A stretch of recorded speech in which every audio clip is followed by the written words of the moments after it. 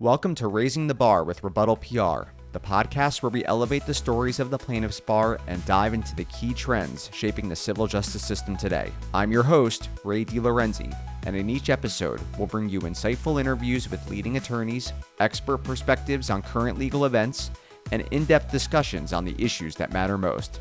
Now let's jump in. I have felt like the work I've been doing for companies and high net worth individuals is about money. And so for me now, the work has been much more enriching because I know that at the end of my work product are real human beings.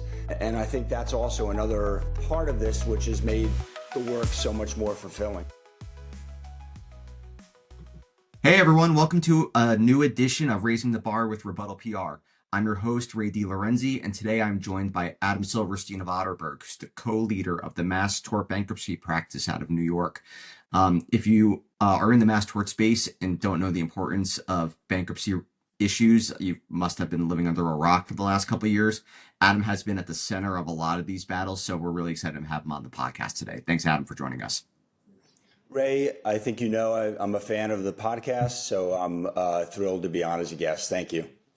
So usually I like to do less talking and have our guests do more of the talking, but I have to start with this story, which I think most of our listeners here are in the plaintiffs' bar. And up until a couple of years ago, never touched bankruptcy. And I think an illustration of this was, I think we first met in Indianapolis at the 3M bankruptcy for the earplug litigation. I'm not going to call it the Arrow bankruptcy. It was the, but 3M/Arrow. And I remember, I think it was the first day hearing, or I don't know when it was it was early on in the bankruptcy. And I remember I walk into the courthouse in Indianapolis. I go in the courtroom and I always just go to the back row and standing in back, I'm not going to say who the lawyer was, a great mass tort lawyer. He's been doing it for probably close to 3 decades.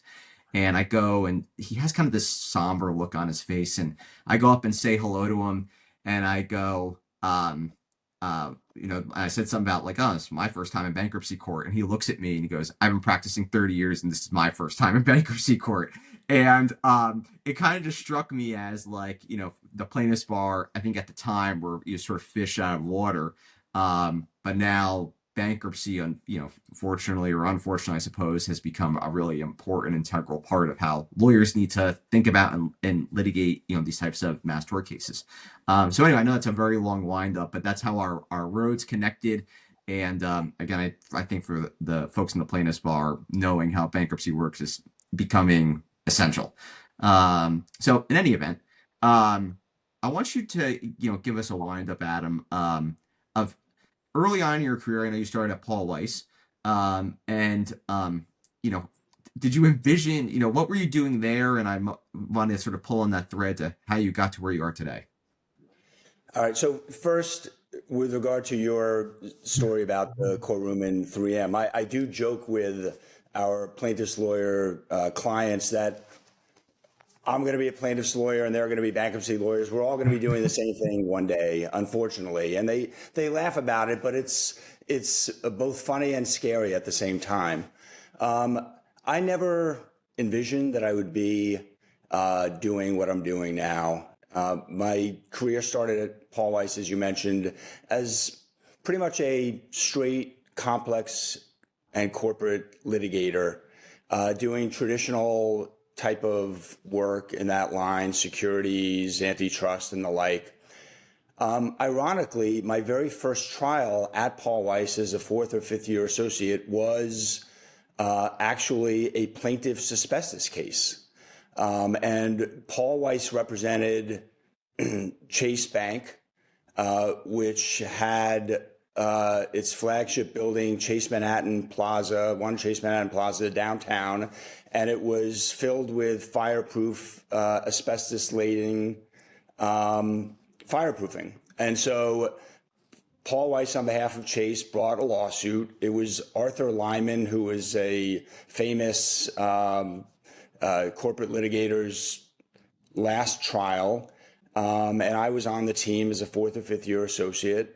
And we tried a plaintiff's case to recover the amount of remediation it costs to rip out all the fireproofing and replace it with non-asbestos fireproofing. So it was sort of odd that for that one experience, which we lost, by the way, because Paul Weiss at the time was not really a plaintiff's firm of that type. We lost the trial, and for the next 20 some odd years, I was back to doing, sort of traditional corporate and complex litigation until 2021, when Johnson & Johnson filed its first bankruptcy. And then my entire career took off and veered into a different direction. So J&J files that bankruptcy. How does it reach you? What were you doing at the time where you saw that case and say, I have expertise to offer here? It's so funny, Ray, because it just goes to show that all of our careers can go in many directions, and you just have to be open and receptive to them. What happened was my partner, Melanie Siganowski, retired former chief bankruptcy judge of the Eastern District of New York and the chair of our bankruptcy practice, got a call from two lawyers at Beasley Allen about the possibility of Johnson & Johnson filing a bankruptcy. And Melanie knew that she would need litigation support, and she gave me a call. And at the time, we had experience with Purdue and Mallinckrodt in a different way, dealing with governmental agencies who had claims related to the opioids there. But we really hadn't been following the Johnson & Johnson talcum powder saga at all. And Melanie called, and it just so happened that I had just finished a big case and I had the time, and I said, Melanie, don't worry, we'll figure it out. We're quick learners and we'll have time. Johnson & Johnson is not going to file tomorrow. And sure enough, they filed like 2 days later. We ran into court in North Carolina representing the Plaintiffs Executive Committee in the MDL. The two lawyers were Andy Birchfield and Lee Odell from Beasley Allen, who contacted us. And, we just jumped into it and were successful with our friends from the mesothelioma bar in getting the case sent over from North Carolina, where it was filed, to New Jersey. And then, the rest is history, as they say. So you go from being this, and maybe yourself still as sort of a corporate litigator in some respect, but in these bankruptcies, now you're talking about, real people. And that's not to say in a, transactional work, there's not real people involved, but here you have people who are dealing with, the worst things that you can imagine, people suffering from, mesothelioma, cancer. And how has that impacted your view of how you practice and litigate these sorts of cases? It's enriched my career. For much of my time, I have felt like the work that I've been doing, which is good, honest, important work for companies and high net worth individuals, is about money. I've never been in the criminal bar. I haven't been a plaintiff's lawyer representing individuals with serious injuries. And so I hadn't, well, I've been an aggressive, hardworking lawyer. It's not the same passion that you have when, at the end of the day, the clients you are helping are everyday individuals who are now suffering from some injury or some malady and are just looking for their right to choose their course of how they want to resolve their case, either take it to trial or resolve it on terms that are acceptable to them, but not be channeled into a bankruptcy where they have the potential for not getting that choice. And so for me now, the work has been, much more enriching, because I know that at the end of the at the end of my work product are real human beings. And the other thing, Ray, about this is what's at stake in these cases is also bigger than just the individuals. There's a real battle here over the jurisdictional integrity of the bankruptcy courts versus the courts and where these cases really should be resolved.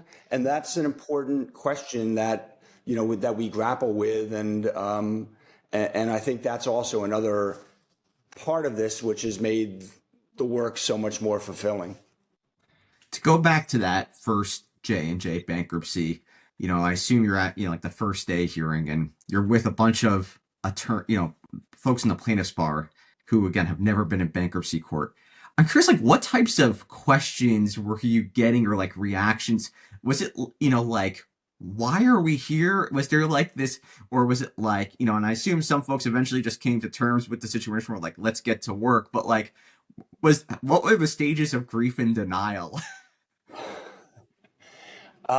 We went through all of them. I'm not quite sure we got to acceptance, which is the final stage. But the bankruptcy practice is a code-driven practice. And so a lot of the work is based on what is in the statute, which none of these plaintiffs' lawyers were really familiar with for good reason, because it wasn't part of their daily practice.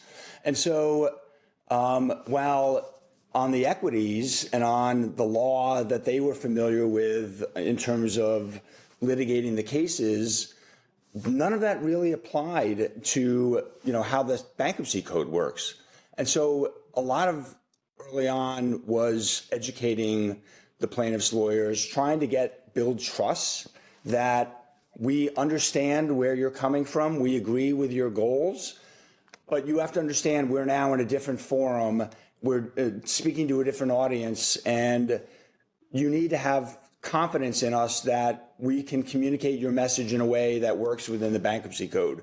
So a lot of what we did was education. And then, these are among the greatest lawyers that are practicing. They're extremely smart and extremely capable, and they were quick studies. And at some point it turned from educating them to getting the suggestions from them about, well, shouldn't we make this argument or this code?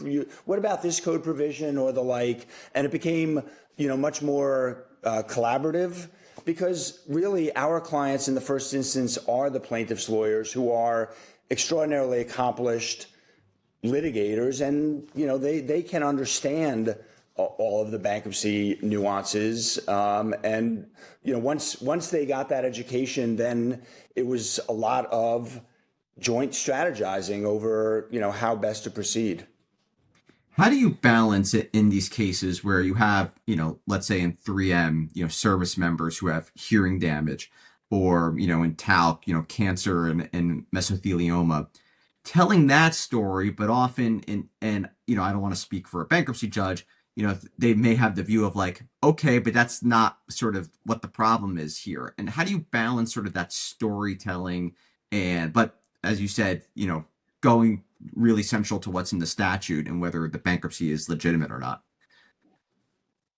It can be a challenge, but that is really the key in my mind to success, is to be able to present the stories of the plaintiffs and their right to be heard and to have a choice, but within the context of the bankruptcy issues at hand. And so what I try to do, having now done the opening and much of the closing in the 3M Arrow bankruptcy and now the most recent Red River, is to take a theme. In 3M, I used the analogy of a false fire alarm. The filing of the bankruptcy was like pulling an alarm where it wasn't needed, and using all the tools of the fire department, or in this case, the bankruptcy, to try to get to a result. But there was no fire. And in Red River, I use the analogy of trust the process, and that Johnson and Johnson never trusted the process. And so I've tried to take the real crux of the matter for the plaintiff's bar and communicate it in a way that expresses the story, but within the prism of the bankruptcy code.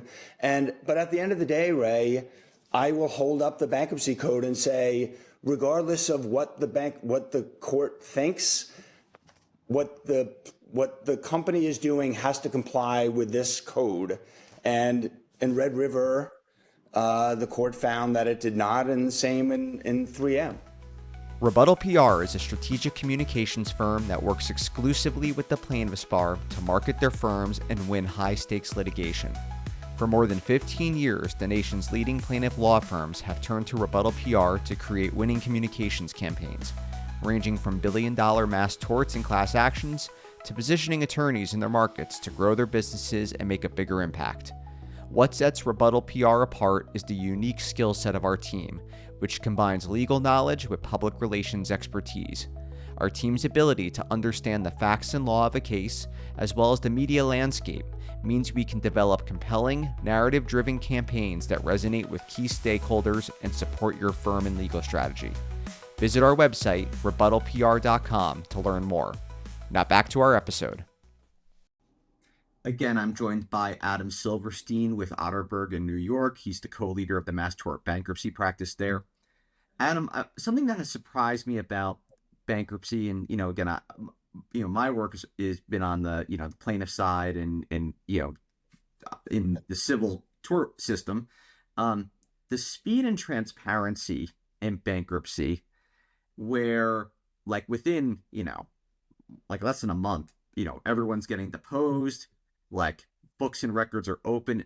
I'm sure there's some discovery disputes, but not like in a typical tort case where, you can have briefing after briefing just on discovery issues. And I'm just curious what the reaction has been of the plaintiffs' bar when they find out like how some of those bankruptcy rules are, are far different than probably what they've encountered in their typical practice. It's definitely the cold water that gets splashed on them right away, and it's part of for certainly going back to 2021. It was part of the education process.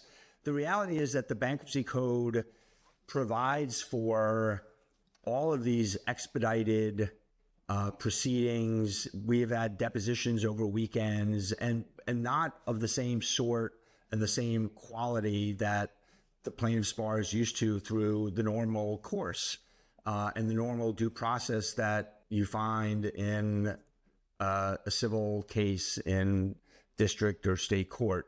And the reason is that that bankruptcy is really designed for the company with a melting ice cube that needs it needs assistance. It needs a breathing spell immediately, because without that, there's going to be a race to the courthouse. There's going to be, a fettering of assets and dealing with all of that. And so there's compromises that Congress made to expedite all of that, to give that breathing spell.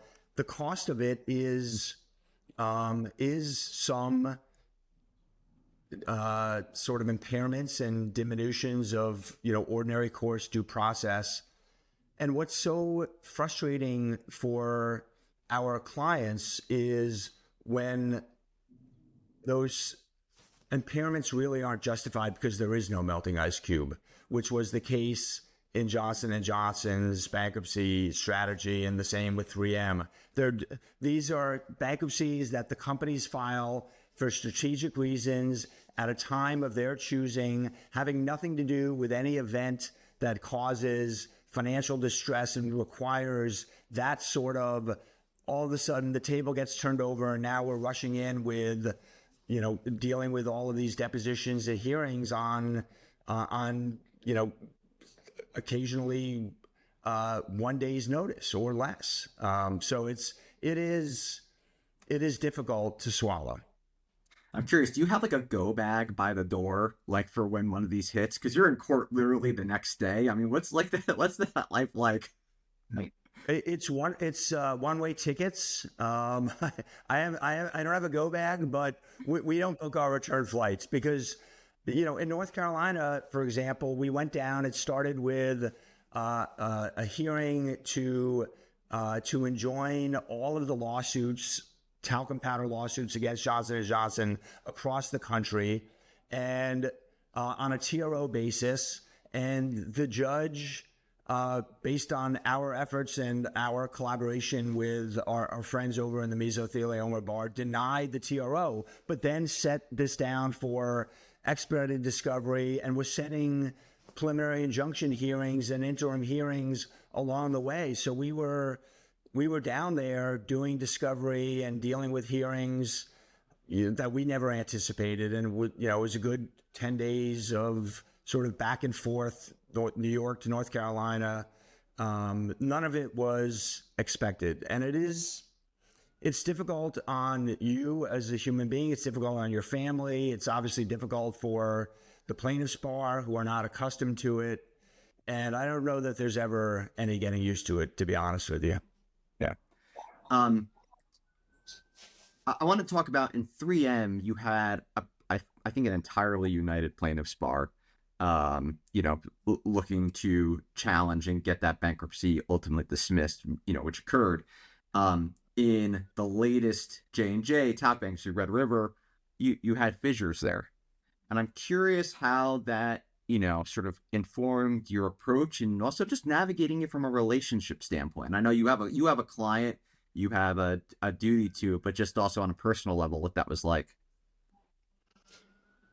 It's a wonderful question, Ray, and you just put your finger on one of the great challenges of the most recent bankruptcy we dealt with, which was the division of the plaintiffs bar, which was wrought by Johnson & Johnson. That was part of their strategy, was to pit plaintiffs firm against plaintiffs firm to create, plaintiffs bar on plaintiffs bar violence. And that was not present at all in 3M, as you noted. It was a united plaintiffs bar, and that was, very much due to a lot of effort by the leaders of the MDL, Brian Ailstock and Chris Seeger. And it's not to say that effort wasn't also made in Talc, but they did a great effort in 3M, and it succeeded.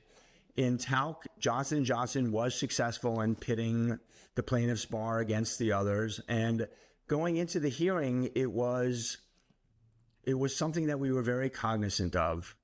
And what we wanted to do was keep the focus at all times on Johnson & Johnson and not to play into the strategy of trying to pit plaintiffs bar against plaintiffs firm against plaintiffs firm.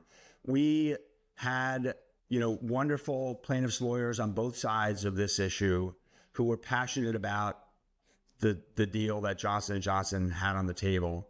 And so what we did was, I think, respectful cross-examinations on the issues of the plaintiffs' lawyers on the other side who took the stand.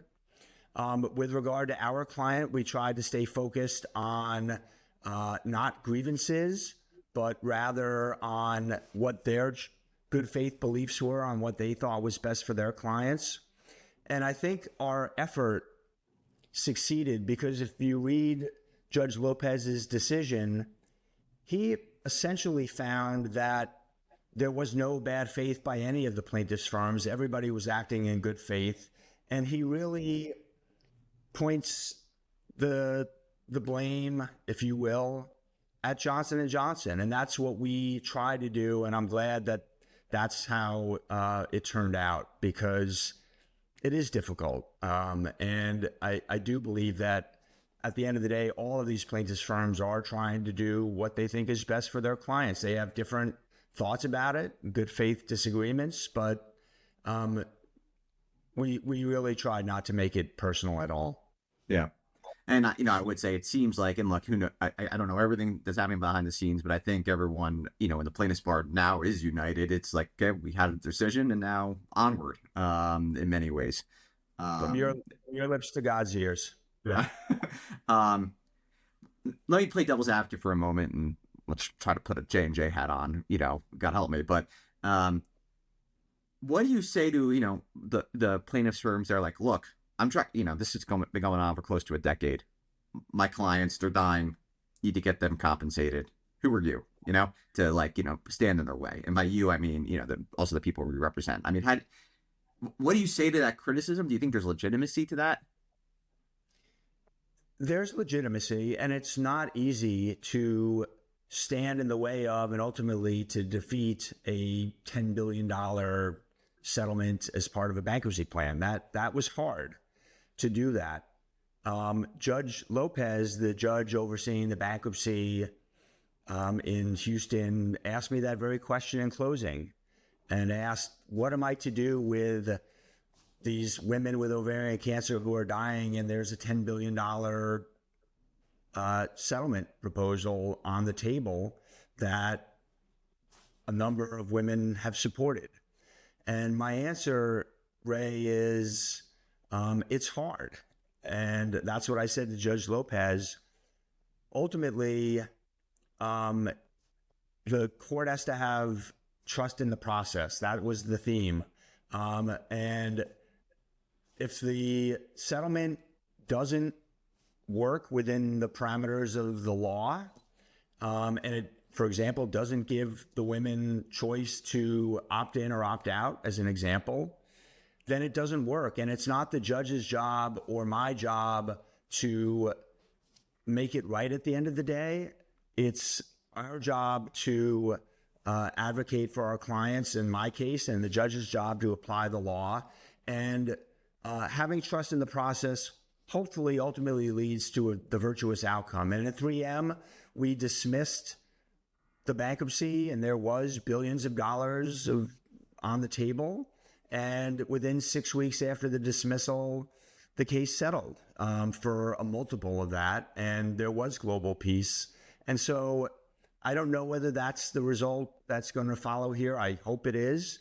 But just by following the process, following the law, the goal and the hope is to get to the right result at the end of it. So, we spent most of our time talking about bankruptcies that have been challenged as being, I'll use the word illegitimate, which is not exactly a legal term of art, but, I think you're picking up what I'm putting down.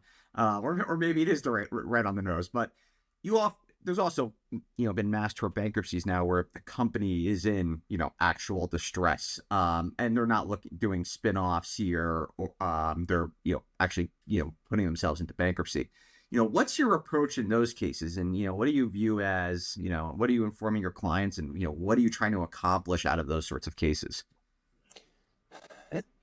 It highlights that there's not necessarily room for ideology in these cases, because no one size fits all. And there are instances in which companies legitimately need to reorganize in bankruptcy, in part because they face distress from products liability cases as part of it.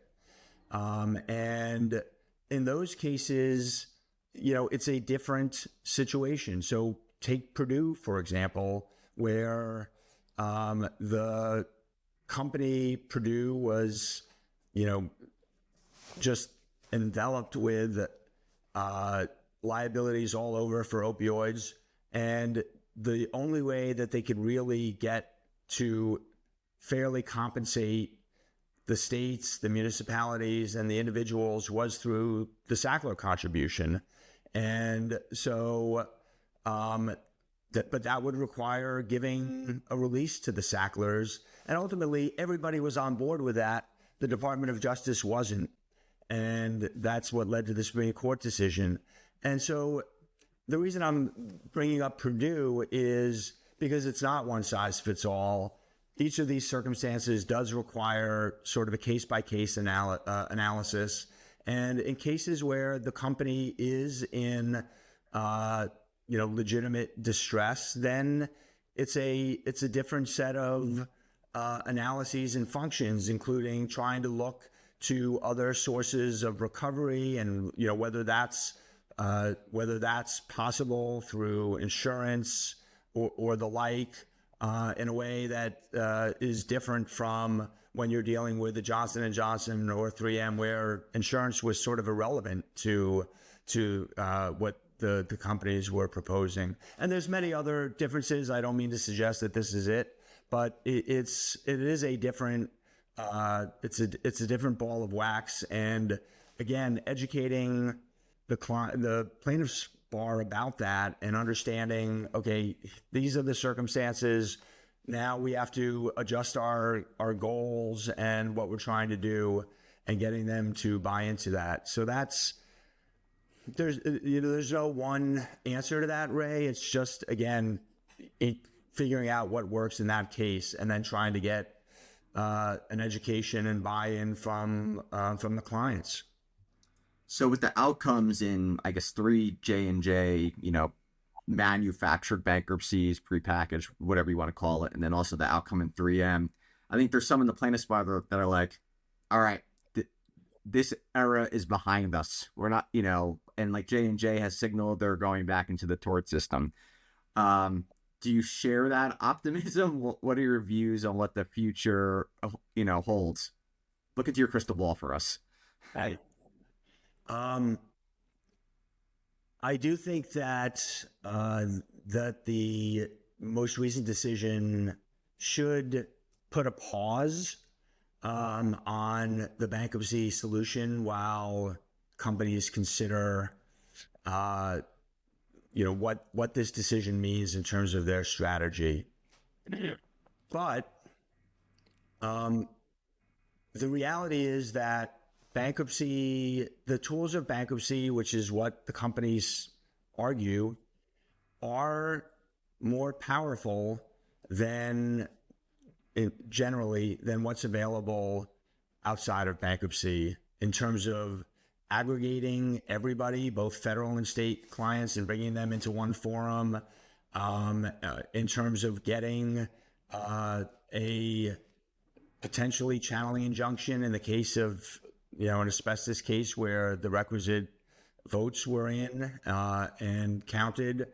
And there are the ability to pause all of the litigation potentially while settlement discussions are going on in bankruptcy. There are just too many powerful tools. And while I don't accept that companies have a choice in where to resolve their liabilities, because I believe it's a matter of the law describes which cases belong in bankruptcy and which cases belong in court. While those incentives exist, and while there are very smart and capable bankruptcy lawyers working at how to navigate around the evolving lay of the land, I don't think we've seen the end of mass tort bankruptcies. With that, Adam Silverstein, who is co-leader of the mass tort bankruptcy practice at Otterberg, thank you so much for joining the podcast today and for the time. Really appreciate the conversation. Ray, thank you so much for having me. Thanks for listening to this episode of Raising the Bar with Rebuttal PR. Don't forget to subscribe and follow to join us next time. See you then.